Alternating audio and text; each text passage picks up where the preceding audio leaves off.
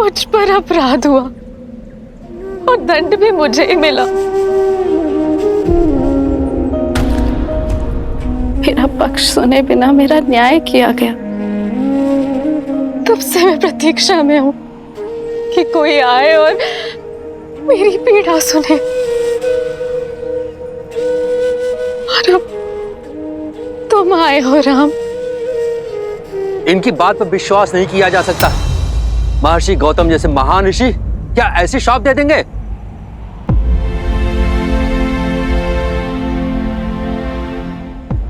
यदि एक पति अपनी पत्नी के आंसुओं में छुपा सत्य ना देख सके तो क्या वो पाप नहीं? एक संबंध में सबसे बड़ा पाप होता है उस संबंध में सम्मान खो देना। यदि गौतम ऋषि सम्मान ना खोते, माता अहिल्या के साथ साथ पति पत्नी के संबंध को शाप ना देते, अपराधी को उसके अपराध का दंड अवश्य मिलना चाहिए, पीड़ित को नहीं।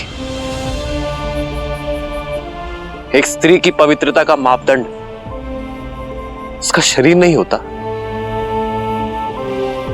भाव होता है, उसका मन होता है।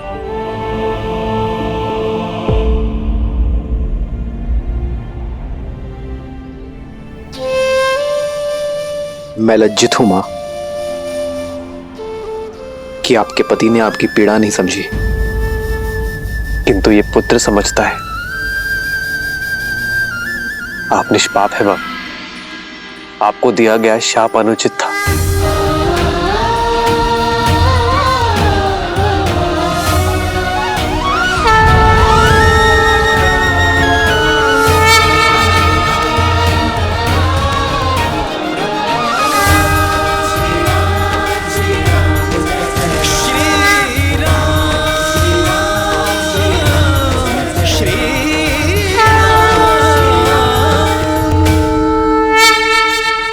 एक मां जब अपनी संतान को जन्म देती है तो कुछ देर के लिए मूर्छित हो जाती है, पथरा जाती है। संतान का रुदन, उसके आंसू, उसके पांव का प्रहार उसे जगाता है मां, संसार में फिर से लाता है। ऐसा ही आपका पुत्र आपको जगाने आया है मां। जाग जाइए मां, लौट आइए।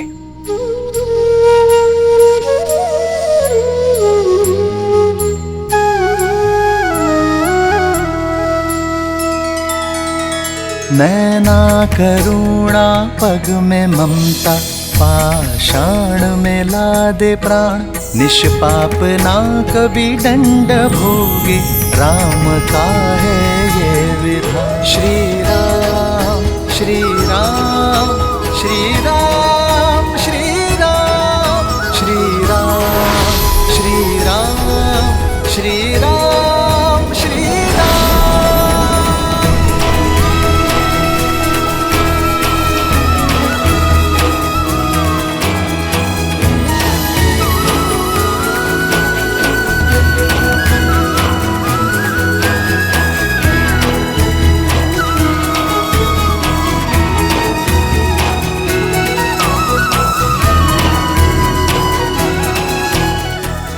माता,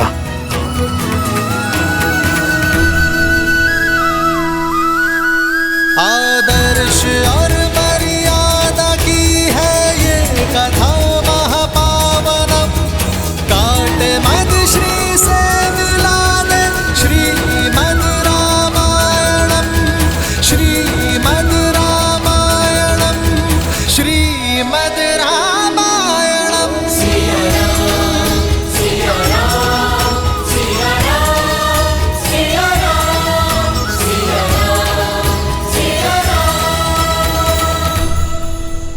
माता, माता, पुत्र, माता,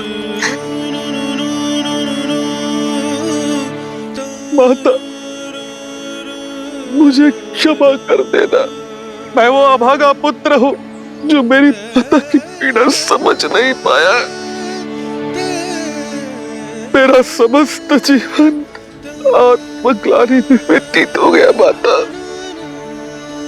मुझे क्षमा कर देना। माता, मुझे क्षमा कर देना। नहीं पुत्र, मैं तुमसे रुष्ट नहीं हूं पुत्र सतानंद।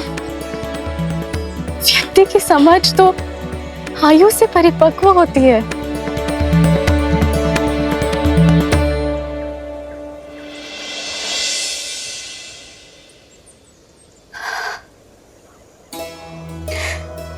मेरे जाने का समय हो गया है राम, और जीवन का उद्देश्य भी,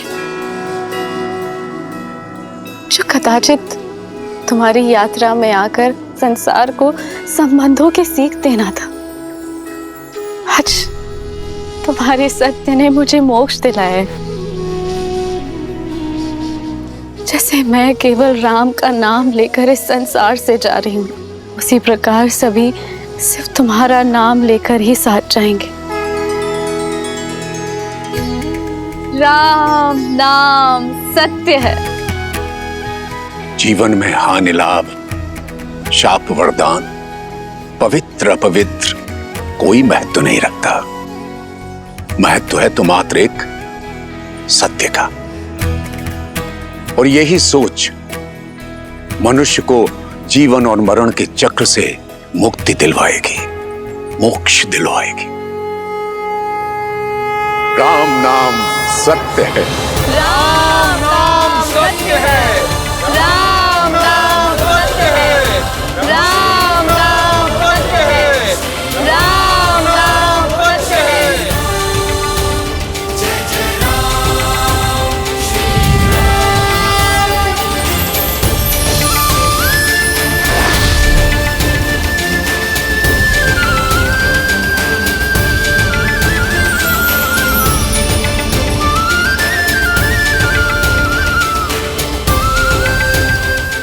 अद्भुत। राम नाम सत्य है। हाँ देवी, राम नाम से बड़ा सत्य तो इस संसार में और कोई हो ही नहीं सकता।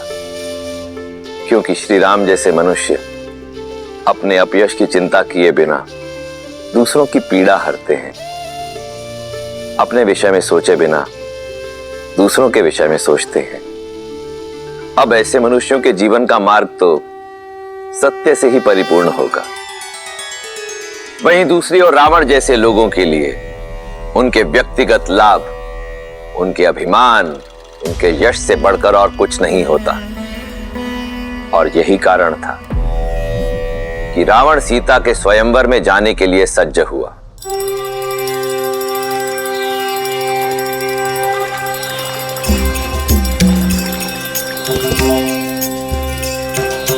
आशुतोष शशांक शेखर चंद्रमौली चिदंबरा कोटि कोटि प्रणाम शंभु कोटि नमन दिगंबरा निरंकार स्वरूप कालेश्वर महायोगीश्वरा दयानिधि ज्ञानेश्वर जय जटाधार अभयंकरा शूलपाणि त्रिशूलधारी औगणि बागंबरी जय महेश त्रिलोचनाय विश्वनाथ विश्वंभरा जगतपति अनुरक्ति भक्ति सदैव तेरे चरण हो क्षमा हो अपराध सब जय जयति जगदीश्वरा आशुतोष शशांक शेखर चंद्रमौली चिदंबरा कोटि कोटि प्रणाम शंभु कोटि नमन दिगंबरा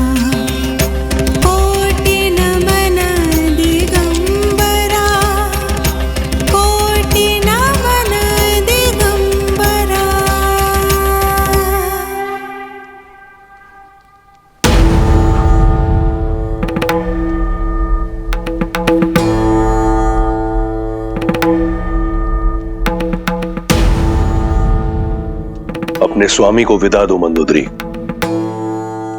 वेदा, कहाँ प्रस्थान कर रहे हैं आप? मिथिला। मिथिला? स्वयंवर में, जहां से लंका के लिए निमंत्रण ही नहीं आया। निमंत्रण अतिथि को दिया जाता है, विजेता को नहीं। 14 लोगों के स्वामी को स्वयंवर का निमंत्रण ना देना किसी चुनौती से कम नहीं मंदोदरी। पर हमारे पुत्र मेघनाथ का तो विवाह हो चुका है और दूसरी पत्नी की चाह भी नहीं है उसे। मैं मिथिला मेघनाथ के लिए नहीं जा रहा।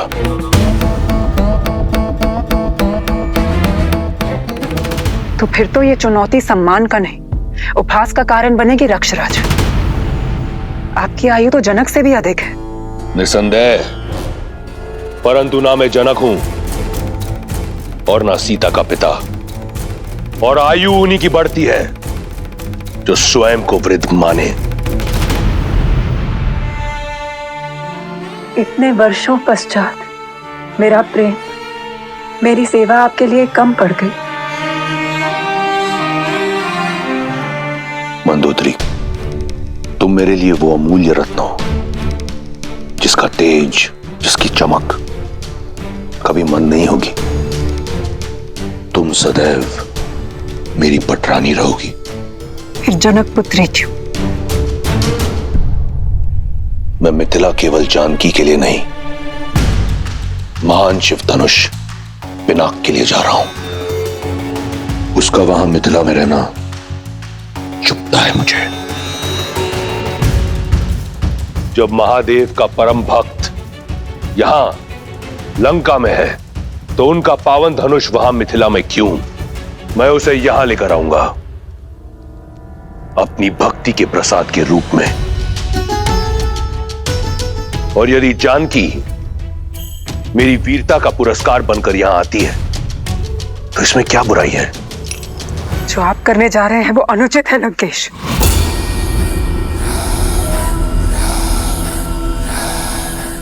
लंकेश अनुमति लेने नहीं, सूचना देने आया है। दशानन की नई रानी के स्वागत की तैयारी करो।